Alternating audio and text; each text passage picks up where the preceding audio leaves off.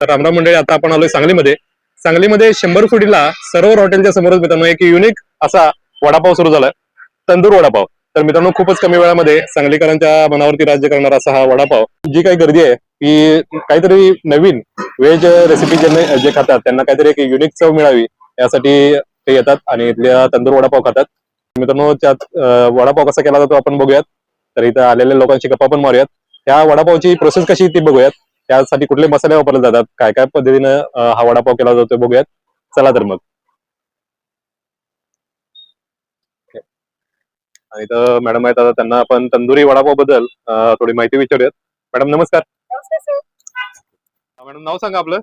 माझं नाव पूनम सागर मगदू. ओके. आता आपण तुमच्या इंस्टाग्राम वरती तर व्हिडिओ बरेच बघितलेले आहेत आणि तुम्ही तंदुरी वडापाव कसा करता ते पण बघितले, पण आमच्या प्रेक्षकांसाठी एकदा सांगा प्रोसेस आणि आम्हाला एक तंदुरी वडापाव तुम्ही कसा करताय ते दाखवा जरा. हा आपल्या तंदूर वडापावचा पाव आहे. ओके. हा कस्टमाइज करून घेतलेला आहे. म्हणजे आम्ही ज्याच्याकडनं लादी घेतो ती भट्टीची आहे, बंद ओव्हनची करून नाहीये. दाखवा. हे आता जरा थोडं कारण पावसाळ्याचं थोडासा लांबडा दिसतोय रेग्युलर हा. पावपेक्षा. ह्याच्यापेक्षा पण मोठा आहे, पण ओके. आता जरा असं ते गरम गरम असल्यामुळे चेपला गेलाय. ओके. तर ह्याच्यामध्ये आपण वेगवेगळ्या प्रकारचे सॉस घातले जाते. तर सगळ्यात पहिला आपण केचप लावतोय, केचप. थोडस स्वीटनेस यासाठी. ओके. त्याच्यानंतर आपण घरी बनवलेला हा तंदूर सॉस आहे. ओके. त्यानंतर लोकांना खूप जास्त प्रिय म्हणून आता आजकाल जे चालू आहे तो मेयोनीज हा प्रकार चालू आहे, त्यामुळे ओके. मेयोनीज थोडं वापरते. ओके. त्याच्यानंतर आपलं थोडीशी लाल चटणी, लोकांना स्पायसीनेस, कारण आपण महाराष्ट्रात राहतो त्यामुळे लोकांना ओके. स्पायसीनेस शेजवान शेजवान आहे का? शेजवान नाही, हा घरी बनवला जातो. त्याच्यामध्ये आलं लसूण, आपल्या बेडगी मिरची, ओके. थोडस विनिगर वगैरे घालून हा घरी घरगुती बनवला म्हणजे जातो. घरगुती चटणी आहे ती. हा, घरगुती चटणी आहे. ओके. हे असं मिक्स करून ब्लेंड केलं जातं, जसं बर्गरला ब्लेंड केलं जातो ना तसा ब्लेंड केला जातो. ओके. त्यानंतर आपण कॅबेज घालतो, ओके. शिमला घातली जाते थोडीशी, ओके. ऑनियन घातला जातो. ओके. त्याच्यानंतर आपण थोडस चव यावी म्हणून, चटपटा असं यावं म्हणून ओके. चाट मसाला घातला चाट जातो. मसाला पण घातलेला आहे. हा. ओके. आणि त्याच्यानंतर आपण हा तंदूरचा मसाला घरीच बनवलेला आहे. ओके. हा तंदूर मसाला आहे. ओके. तर अशा प्रकारे हे बेसिक आपला पाव रेडी होतो. ओके. त्यानंतर आपले वडे, आपले दादा वडे सोडले जातात. ओके. म्हणजे रेग्युलर जसं आपण वडापावला वडा सोडतो ना, सेम तसाच आहे. ओके. त्यानंतर तो वडा आपल्या भट्टीला अशा ओके. बॅक साईडला ग्रिल केला जातो. ओके. आणि ग्रिल केल्यानंतर तो परत पाव मध्ये घातला जातो. हा, तर ही आपली भट्टी आहे. तर ह्या ओके. भट्टीमध्ये आपण वडे पण ग्रिल केले जातात आणि पाव पण ग्रिल केले जातात. ओके. तर ह्या अशा प्रकारे आपले वडे ग्रिल होतात. ओके. तर त्यामध्ये कोळशाची भट्टी आहे. हा, कोळशाची भट्टी आहे पूर्ण. ओके. तर मित्रांनो, इथं समोर बघू शकता एक छानपैकी अशी भट्टी केलेली आहे आणि तंदूर वडापाव समोर आपण प्रोसेस बघतोय.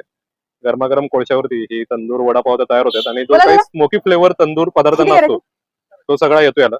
एक- आणि वडे आता स्मोक करून घेतलेले आहेत छानपैकी. दोनच. हा, गरमागरम तंदूर. मॅडम हे काय इकडं?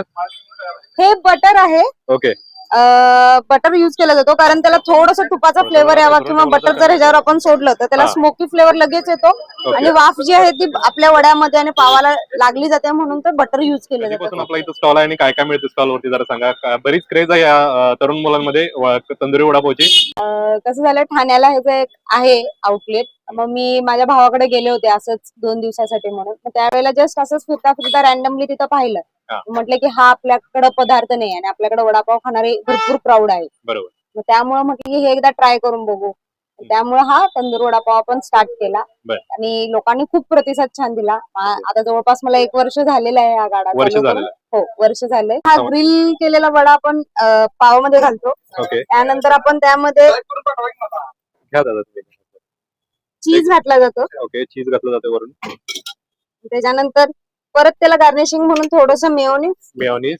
आणि थोडस तंदूर, ओके. अशा प्रकारे करून त्याला फोल्ड केलं जातं. ओके.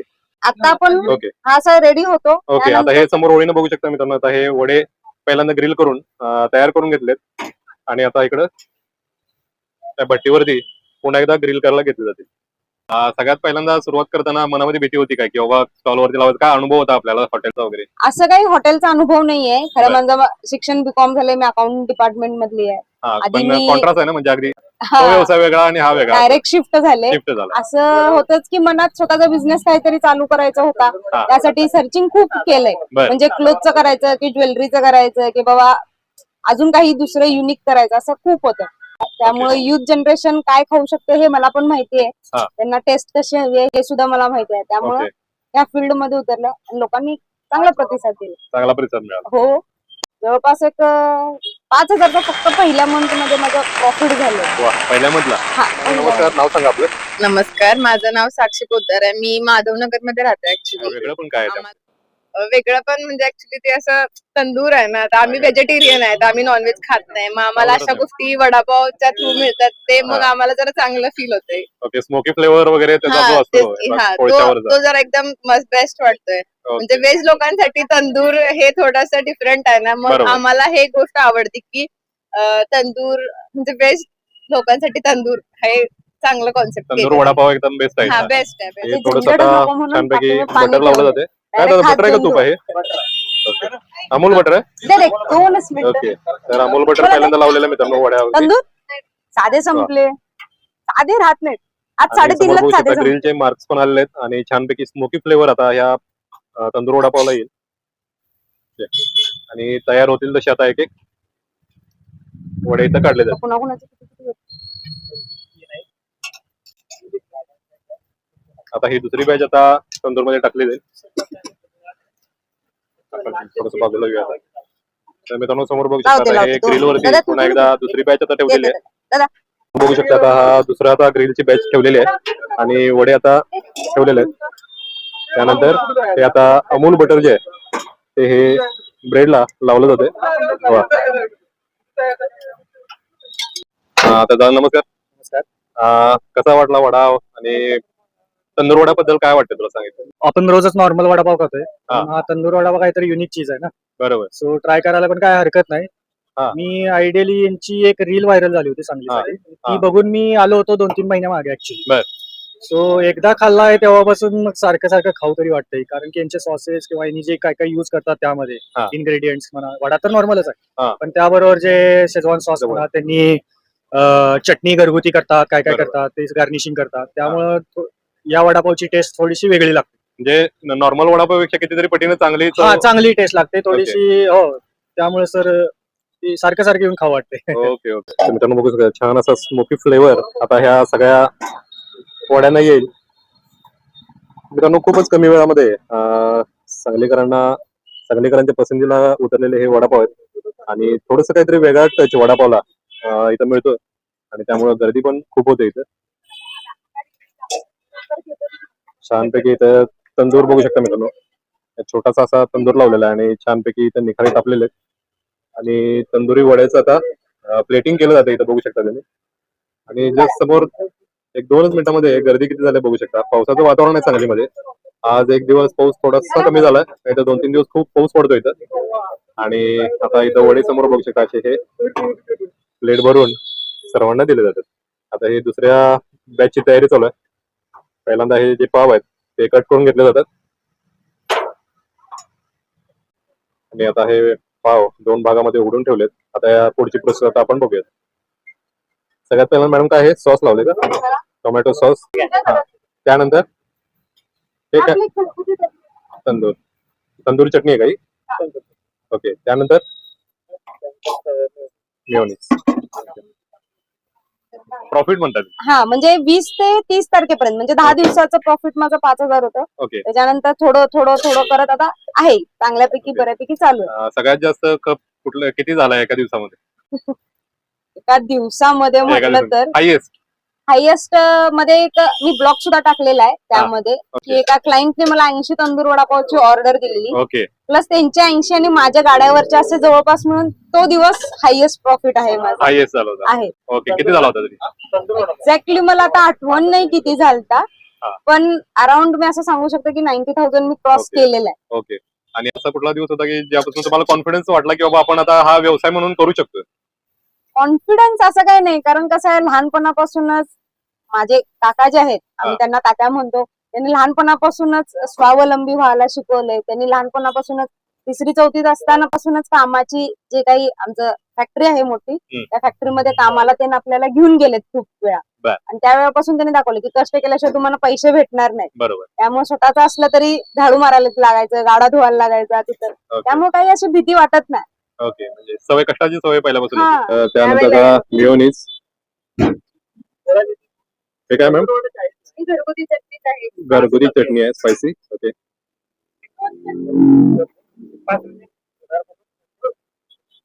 तर स्पायसी चटणी मॅडमला मगाशी विचारलं तर ती घरीच केली जाते.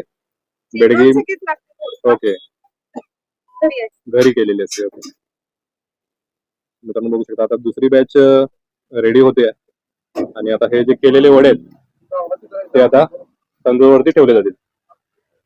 मित्रांनो पावसाचं वातावरण आहे सांगलीमध्ये आणि गरमागरम इथं वडे तुम्ही सोडले जातात बघू शकता. त्या पिठामध्ये काय काय घेतलंय दादा? हा. ओके. ओके. वडापावला जे रेग्युलर मसाले लागतात ते सगळे घातलेत.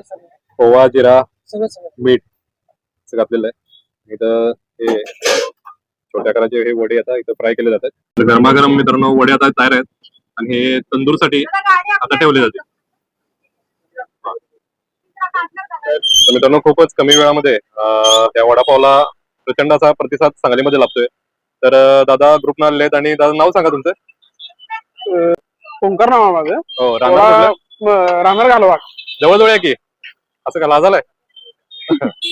हा. तर कधीपासून येत आहे आणि काय काय आवडतं? फर्स्ट टाइम ट्राय करतोय. बरं. तर क्वालिटी आहे. क्वालिटी आहे. हो. आपलं गाव कुठलं? मिरजेच आहे. बरं. कुठनं तुम्हाला समजलं तर वडापाव बद्दल? आम्ही इथंच ऑफिसला असतोय. बर. आम्हाला इथं कळालं की आता जाता जाता इथं गर्दी खूप होती, त्यामुळे आम्ही ओके ओके. हा. 20 रुपयाने. 40 रुपये. तर मित्रांनो आता आपण सगळा व्हिडिओ बघितला. रेसिपी कशी केली जाते ते बघितली. सांगलीमध्ये प्रथमच सुरू झालेला तंदूर वडापाव कसा केला जातो बघितलं आणि आता वेळ आहे ते म्हणजे हा तंदूर वडापाव टेस्ट करून बघायची. तर मित्रांनो आता आपल्या समोर हा तंदूर वडापाव मी घेतलेला आहे आणि भरभरून यामध्ये स्टफिंग टाकलेलं आहे बघू शकता तुम्ही. सॉस आहे, तंदूर सॉस आणि कोबी आणि बाकीचे मसाले सगळे जे आहेत ते बघितले आपण. तर मित्रांनो इथं तंदूर सुद्धा एकदम बेस्ट केलेला आहे बघितलं तुम्ही. तर कोळशाच्या भट्टीवरती सगळे वडे भाजल्यामुळे एक स्मोकी फ्लेवर खूप छान पद्धतीनं ह्या वड्या येतो. याच्या आधी मी 1-2-3 वेळा वडा खाऊन गेलेलो आहे. तर मित्रांनो तंदूर म्हटलं की स्मोकी फ्लेवर येणं अपेक्षित असतं. तर आज तसा आलाय का बघूया आपण. सॉसेस वगैरे भरभरून टाकलेत, कांदा वगैरे फ्रेश टाकला यामध्ये आणि कोबी पण आहे. तर एक वड्याचा आता आपण बाईट घेऊयात आणि टेस्ट करून बघूयात. तर त्या सॉस दिलेला आहे आणि ग्रीन चटणी पण आहे. मित्रांनो सांगलीकरांना एकतर वडापाव खूप आवडतो आणि त्यामध्ये अशी ट्रीटमेंट दिलेला जर वडा मिळाला तर सोनेपी सुहागा. तर आपण टेस्ट करून बघूयात वडा.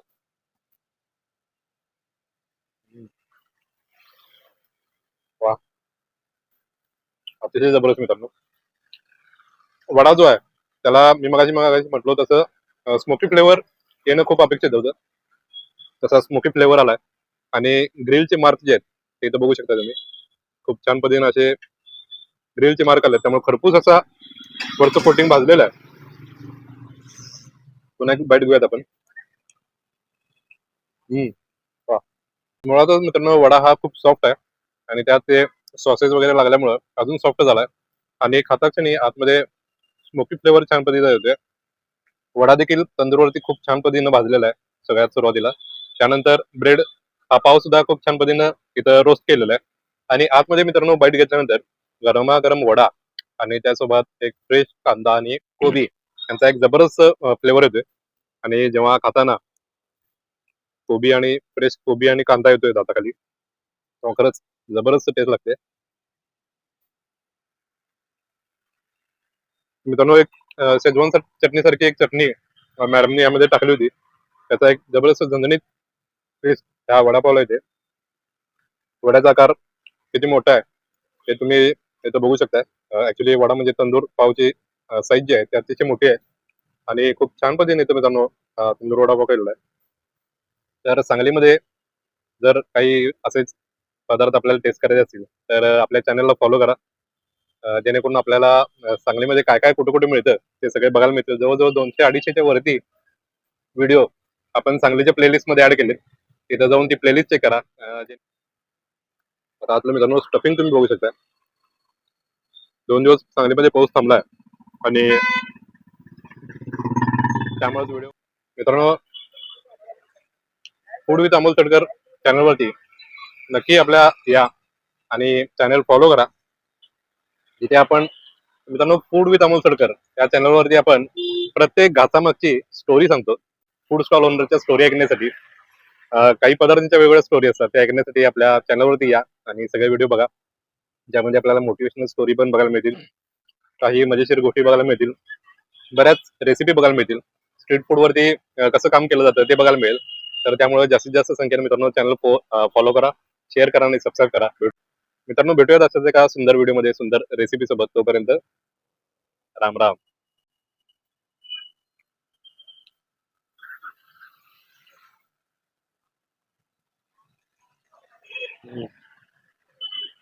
वा, अतिशय जबरदस्त मित्रांनो.